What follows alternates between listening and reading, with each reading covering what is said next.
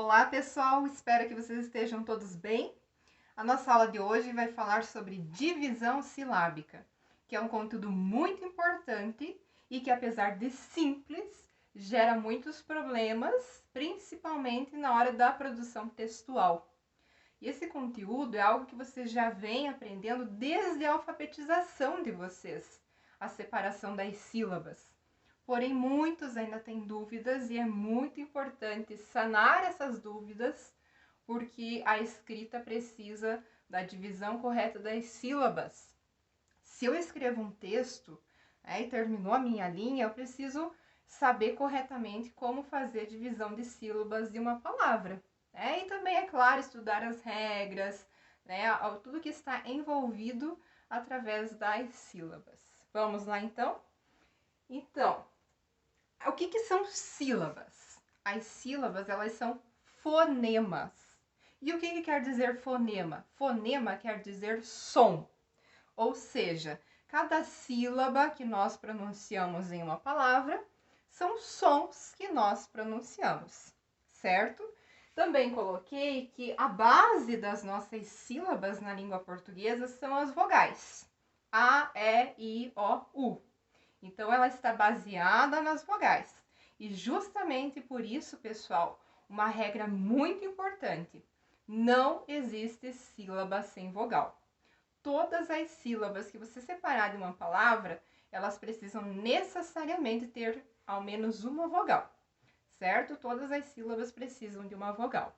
Justamente por isso nós dizemos, a base das sílabas são as vogais, certo?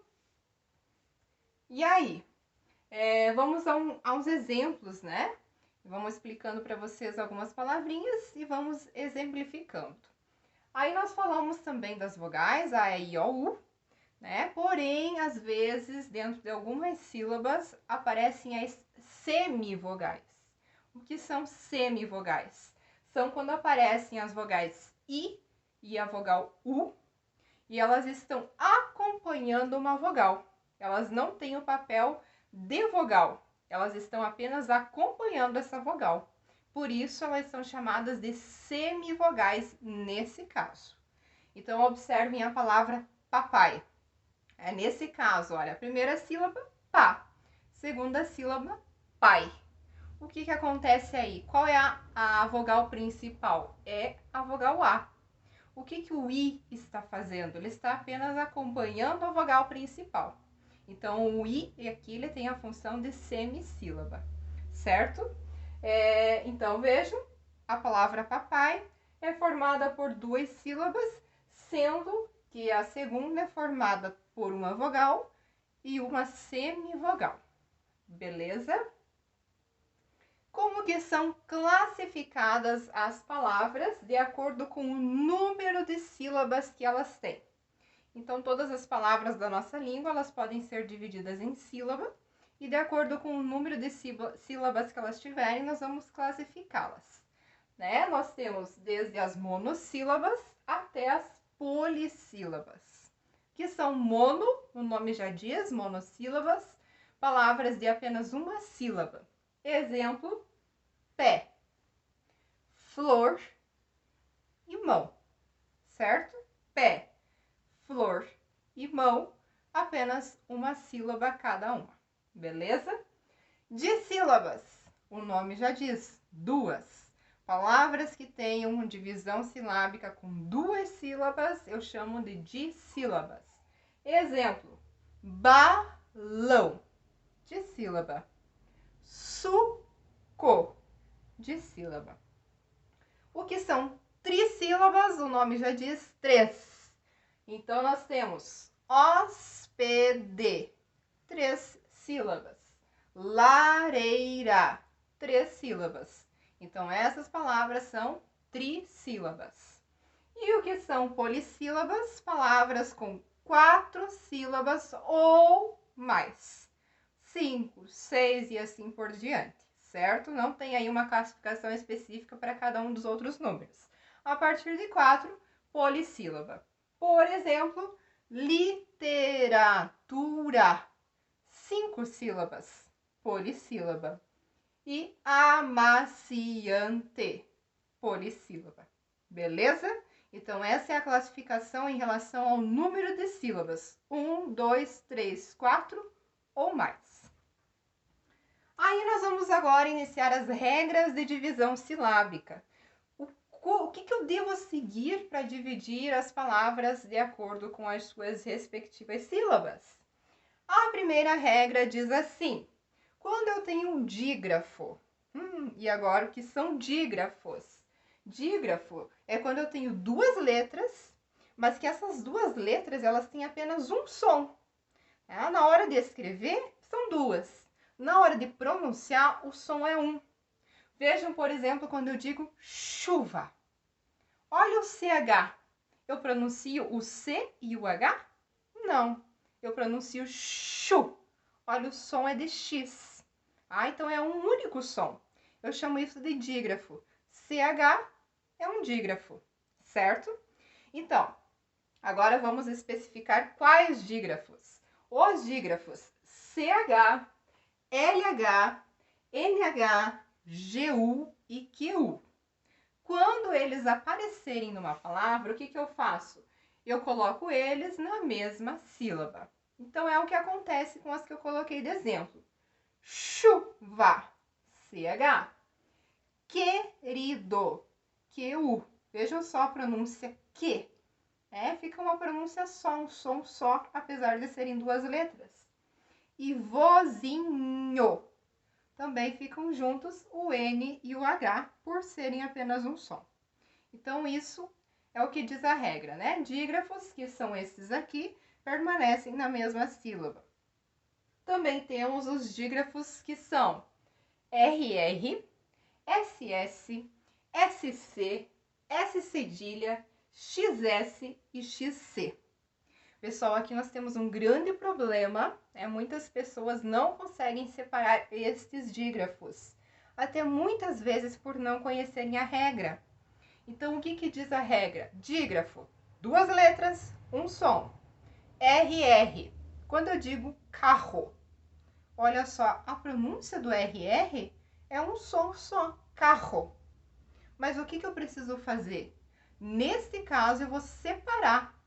Esses dígrafos aqui, diferentes dos outros que eu expliquei antes, eles separam na sílaba. Então, quando eu tenho carroça, eu separo um R para cá, um R para lá. Carroça, certo? O mesmo assassino. A palavra assassino, ela tem dois dígrafos de SS. Então, vai sempre um S para cá, um S para lá, certo? Crescer, S para cá, C para lá. Exceção, X, C.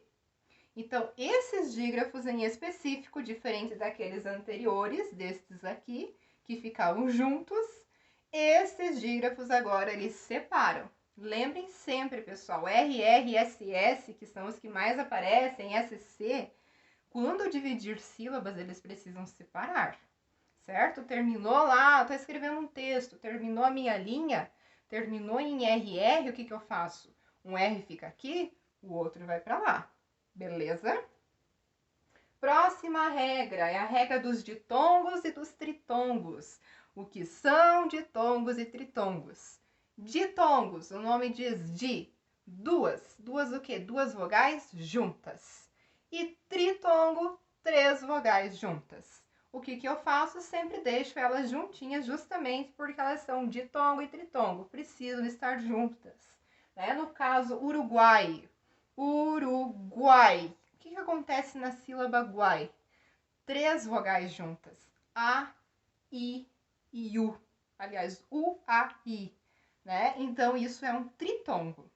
O mesmo com balaio. A e I, elas são um ditongo, permanecem juntas. Lembrando lá do começo, que o A é a vogal, o I é a semivogal, pois só está acompanhando, tá? Mas aqui a regra diz, ditongos e tritongos permanecem juntos. Diferente dos hiatos. O que é hiato? É quando eu separo as vogais. No caso de A, eu separei a vogal I da vogal A. Então, eu chamo isso de hiato, ok? Cadeado.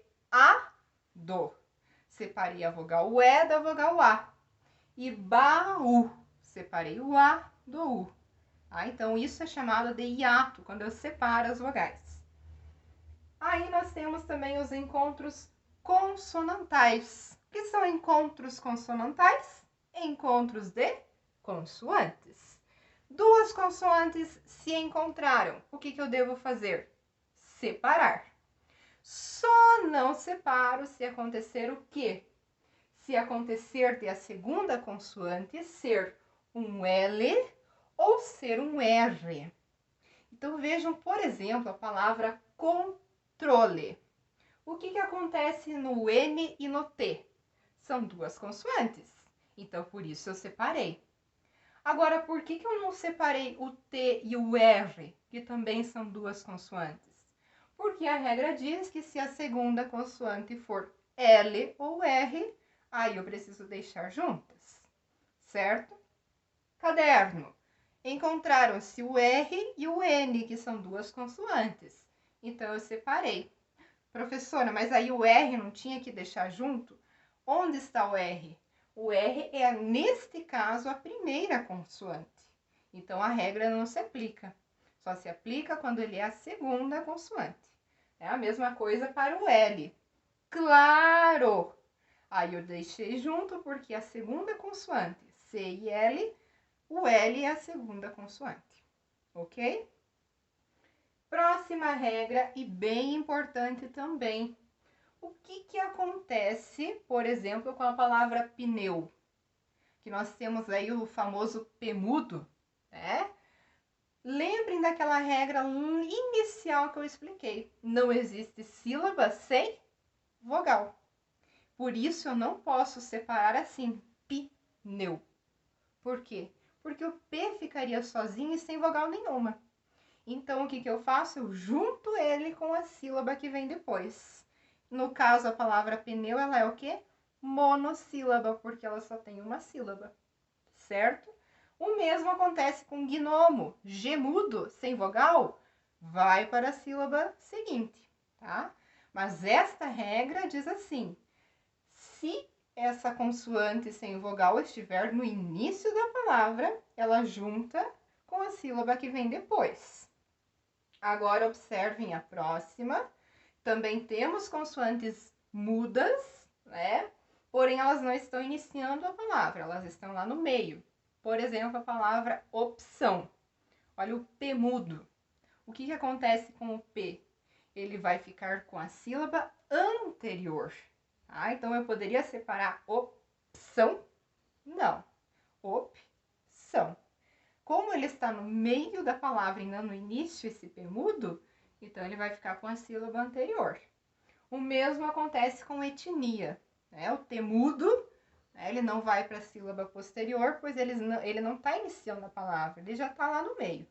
Então, ele fica com a sílaba anterior. Entenderam a diferença? Aqui, pessoal, nós tínhamos as consoantes mudas iniciando a palavra. Então, elas iam para a posterior, para a sílaba posterior. Aqui, eu tenho consoantes mudas que não estão no início da palavra. Então, elas vão ir para a sílaba anterior. Ok? E aí, duas coisas muito importantes também para vocês gravarem, que é o significado de sílaba tônica e de sílaba átona. Se vocês notarem, quando nós pronunciamos as palavras, todas elas vão trazer uma sílaba mais forte. Como que eu chamo essa sílaba que é a mais forte, que é a pronunciada com mais ênfase? Eu chamo ela de sílaba tônica, tá? E todas as palavras vão ter sempre apenas uma sílaba mais forte, a tônica. Aí as outras serão as fracas. Então, vamos dizer, por exemplo, uma palavra com 5 sílabas, uma vai ser tônica, forte, e as demais vão ser átonas, fracas, ok? Então, sílaba forte é a sílaba tônica e sílaba fraca se chama sílaba átona, beleza? E aí as palavras, elas também podem ser classificadas justamente no que se refere à sílaba tônica, ou seja, a sílaba forte. Vejam as palavras que eu trouxe. Metrô, soufflé, supor. O que acontece aqui? Qual é a sílaba mais forte? Metrô. É o trô. Então, é a última sílaba que é a mais forte. O que eu vou classificar essa palavra como? Oxítona. É uma palavra em que a última sílaba é a mais forte. Soufflé. Última sílaba mais forte. Oxítona. Supor. Última sílaba mais forte. Oxítona.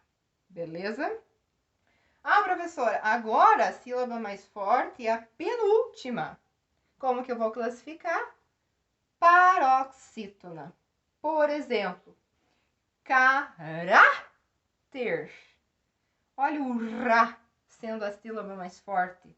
E nesse caso, ele é a penúltima sílaba dessa palavra. Então, por isso, paroxítona. Aí nós temos cavaleiro. Penúltima sílaba mais forte, paroxítona. Papagaio. Sílaba mais forte, penúltima, paroxítona. Perceberam? E o que eu estou fazendo, pessoal? Eu estou contando de trás para frente. Se eu contar de frente para trás, não vai fechar, tá? Porque tem algumas palavras que tem 7, 8 sílabas, né? Aí não tem como eu contar de trás para frente, né? Aliás, de frente para trás. Né? Eu vou contar, olha só, de trás para frente, tá? A última, a penúltima, a antepenúltima, tá? Aí eu vou contando. Última mais forte, oxítona. Penúltima mais forte, paroxítona, que são o caso dessas. E antepenúltima sílaba mais forte. Então, eu contei lá a terceira sílaba de trás para frente é a mais forte. Como que eu chamo? Proparoxítona. Certo? Por exemplo, estadio. Antepenúltima mais forte. Sílaba. Si é a mais forte e ela é a antepenúltima. Lâmpada. Antepenúltima mais forte. Então, todas essas três são proparoxítonas. E uma dica, uma regra muito importante. Se vocês observarem, todas as proparoxítonas, elas levam acento. Todas as palavras proparoxítonas são acentuadas, tá?